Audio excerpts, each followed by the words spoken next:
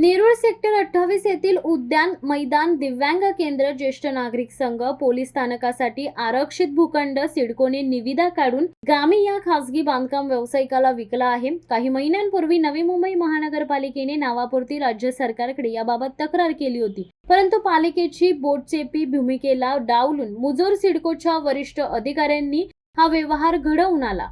मनसे प्रवक्ते व शहराध्यक्ष गजानन काळे यांच्या नेतृत्वाखाली मनसेने या व्यवहाराला तीव्र विरोध करत सेक्टर 28 येथे या भूखंडा शेजारी धरणे आंदोलन केले।